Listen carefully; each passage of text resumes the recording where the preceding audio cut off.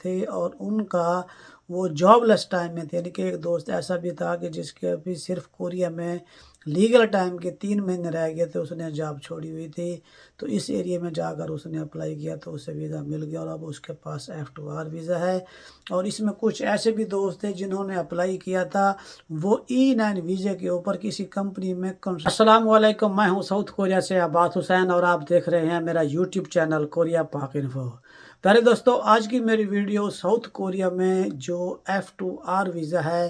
جو انہوں نے یہ پالیسی بنائی تھی، اس میں کتنے لوگوں کو ویزا ملا ہے اور اس کا اگلا جو پروسیس ہے 2024 میں کیا ہوگا اس بارے میں ہے۔ پہلے دوستو، آسٹریلیا اور کینیڈا کی علاقائی ویزا پالیسی کو دیکھتے ہوئے کوریا نے بھی اس پالیسی کا جو اکتوبر 2022 میں جو اس کو شروع کیا تھا، اور جو کہ اب اسے اکتوبر 2023 میں یہ پالیسی کا جو شیڈول انہوں نے بنایا تھا یہ مکمل ہو چکا ہے۔ اب اس 2023 میں مزید نہ ہی کوئی اپلائی کر سکتا ہے اور نہ ہی اس کی کوئی سیٹیں وغیرہ بچی ہوئی ہیں۔ تو 22 اکتوبر 2023 کو اب یعنی کہ کل والے دن کوریا کی جو منسٹری آف جسٹس ہے، یعنی کہ وزارت انصاف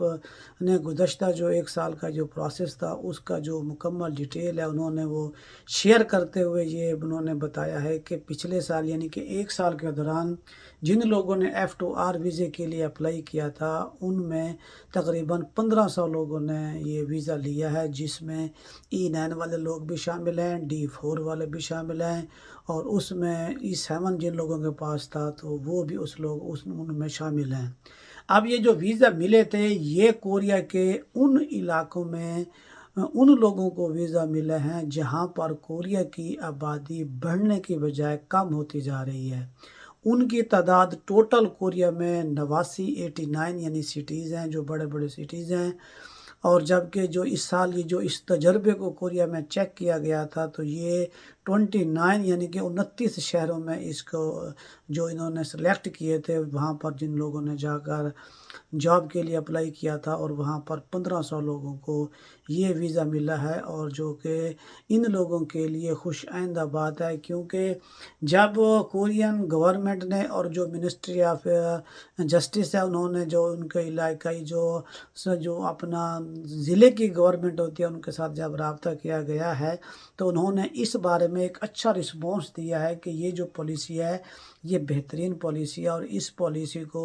مزید آگے چلنا چاہیے۔ اس طرح جو ہے ہمارے علاقے میں جو لوگ کام کرنے کو ترجیح نہیں دیتے اور شہر کی طرف دوڑتے ہیں، تو اس پالیسی کی وجہ سے یہاں پر لوگ کام بھی کریں گے اور ان کو مستقل کوریا میں سکونت بھی ملے گی، اور ہم لوگوں کا جو کام ہے وہ بھی یہاں پر چلتا رہے گا، کیونکہ مقامی علاقوں میں جو ادارے ہوتے ہیں ان کی طرف سے ان کا بہت اچھا رسپانس آیا ہے۔ بلکہ انہوں نے تو یہ بھی کہا ہے کہ جو لوگ اپنی ہائی اسکول کی تعلیم کمپلیٹ کرتے ہیں تو اس قسم کے لوگوں کو بھی یہاں کوریا میں جو رہنے والے ہیں ان کو بھی اس قسم کی پالیسی سے فائدہ اٹھانے کے لیے ان کو بھی موقع دیا جائے۔ اگلے سال میں جو اس پالیسی کا اعلان کیا جائے گا اس میں یہ سب سے پہلے جو علاقائی لوگ ہیں ان میں جو کمپنی مالکان ہیں وہ درخواستیں دیتے ہیں، تو ان کی درخواستوں کو مد نظر رکھ کر اگلے سال کی جو پالیسی ہے اس کا اعلان کیا جائے گا، کیونکہ جب ایک کمپنی بن جاتی ہے کوریا میں اور وہ گورنمنٹ کے کاغذ میں رجسٹرڈ ہو جاتی ہے تو اس کا رابطہ کوئی دمبوں سے ہو جاتا ہے، اور جو منسٹری آف جسٹس یا لیبر کی طرف سے جو بھی پالیسی وغیرہ تبدیل ہوتی ہے تو ان کمپنیز والوں کو بائی فیکس یا بائی میل یہ خبر دی جاتی ہے کہ اب نیا قانون اس طرح بننے جا رہا ہے یا نئی پالیسی اس طرح بننے جا رہی ہے، جس میں سے آپ اس طرح کریں گے تو آپ کو یہ فائدہ ہوگا، اور اگر آپ اس طرح کریں گے تو آپ کو یہ نقصان ہوگا۔ تو جب یہ لوگ درخواستیں دیں گے تو ان درخواستوں کو دیکھتے ہوئے پھر ہی گورنمنٹ یہ اس فیصلہ کرنے میں انہیں آسانی رہے گی کہ اب یہ کتنی دوبارہ لوگوں کے ان علاقوں میں کھپت ہے، کتنے ان علاقوں میں لوگ جا سکتے ہیں۔ تو اس دفعہ جو درخواستیں دی جائیں گی جس میں سننے میں اور غالب گمان یہی ہے کہ جو اس مرتبہ 1500 لوگوں کو ملا ہے تو نیکسٹ ٹائم یہ تعداد بڑھا کر انہوں نے 3000 کرنے کا فیصلہ کیا ہے، لیکن یہ ابھی تک حتمی بات نہیں ہے، مے بی یہ مزید اس سے بھی زیادہ بڑھ سکتی ہے اور اس سے تھوڑی سی بہت کم بھی ہو سکتی ہے، لیکن جہاں پر یہ لوگ کام کرنے کے لیے گئے ہیں وہ جو کمپنی مالکان ہیں ان کی طرف سے جو رسپانس ہے وہ بہت اچھا دیا گیا ہے، جو کہ آنے والے لوگوں کے لیے فائدہ مند ہوگا۔ اب اس میں جن لوگوں نے پہلے جو لوگوں نے اپلائی کیا تھا اس میں H2 والے جو کہ زیادہ تر کورین کے پاس ہوتا ہے، یا F4 والے وہ بھی چائنیز کورین کے پاس ہوتا ہے، اور اس کے بعد پھر E9 بھی اس میں شامل ہو گیا، پھر E7 والے بھی ہو گئے، اور جب لاسٹ میں اس کا جو اعلان کیا گیا بوسان والی سائڈ پہ تو وہاں پر جو اسٹوڈنٹ تھے جن کے پاس D4 کا اپنی ڈگری کمپلیٹ کرتے ہیں انہیں D4 ہوتا ہے، اور D4 کے بعد جب وہ اپنی جاب سرچ دیکھتے ہیں 2 سالوں کے دوران تو ان کے پاس D10 ہوتا ہے، تو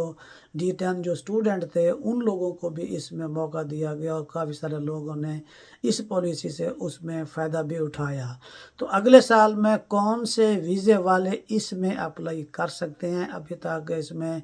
کوئی حتمی رپورٹ یا کوئی حتمی فیصلہ نہیں کیا گیا، یہ آنے والے وقتوں میں اس کا بھی مزید پتہ چل جائے گا۔ اس ویزے کی سب سے جو بڑی بات ہے اور خوش آئندہ بات ہے کہ یہ ویزا جن کا 1 سال کا یا 2 سال کا لگا ہے، یہ ویزا ٹوٹل 5 سال کا، یعنی کہ یہ 5 سال کا پروجیکٹ ہے۔ اس کے بعد ہی مزید آگے اس پالیسی کو کتنا مزید بڑھائیں گے وہ بھی پتہ چلتا جائے گا۔ اب جو بندہ ایک ہی کمپنی میں رہتے ہوئے یا ایک ہی علاقے میں رہتے ہوئے 5 سال کام کرے گا تو اس کے لیے آگے جانے میں گرین کارڈ لینے میں، یعنی جسے F5 کہا جاتا ہے، تو وہ بھی آسانی ہوگی۔ اور اس ویزے کی ایک بہت اچھی اور بڑی بات یہ بھی ہے کہ اس ویزے میں جن لوگوں کی فیملیز ہیں وہ پاکستان میں یا کسی بھی کنٹری میں ہیں تو ان کی فیملی کو F1-R ویزا ملے گا، جو کہ یہاں کوریا میں آ کر اپنی فیملی کے ساتھ رہتے ہوئے گورنمنٹ کے کاغذوں کے مطابق ان کا کنٹریکٹ بھی ہو سکے گا، اور وہ کمپنی میں ایز اے لیگل ورکر کے طور پر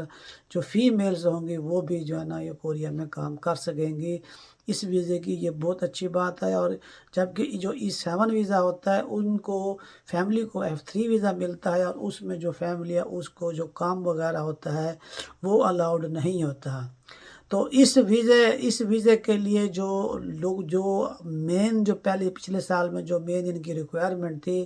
وہ لیول 3 یعنی کہ ثابت ہوں گا پروگرام کا کورین لینگویج کا وہ لازمی تھا، اور آپ کی جو سیلری ہے وہ 3 کروڑ وان سے، جس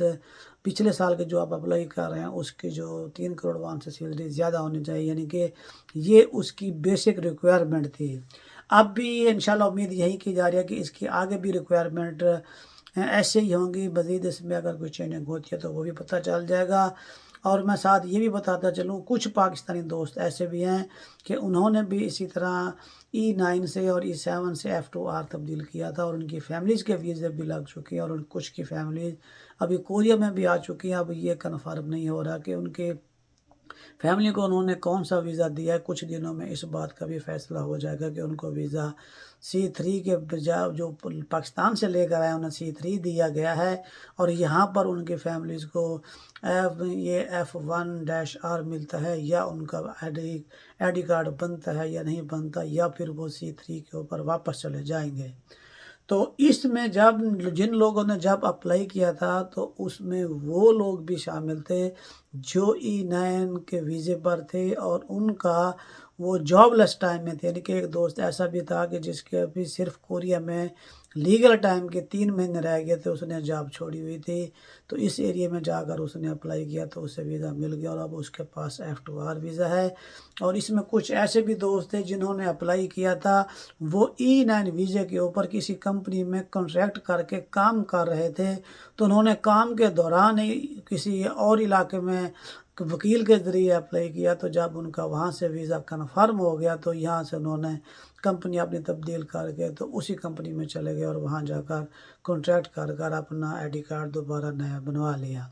تو اس طرح یعنی کہ یہ اس کا جو پروسیس ہے اب اس سال کا جو 2023 کا تھا وہ کمپلیٹ ہو چکا ہے۔ تو اگلے سال میں اس میں جب آپ لوگ کام کرتے ہیں تو آپ جس کمپنی کے ساتھ کانٹریکٹ کرتے ہیں تو وہاں پر آپ کا 1 سال کام کرنا لازمی ہوتا ہے، اور اس کے بعد اگر آپ کمپنی چھوڑتے ہیں کسی بھی وجہ سے تو آپ جن علاقوں میں آبادی کم ہے اس ایریے میں جا سکتے ہیں، یا جس ایریے میں آپ کام کر رہے ہوتے ہیں اسی ایریے میں جا سکتے ہیں، اس کے علاوہ آپ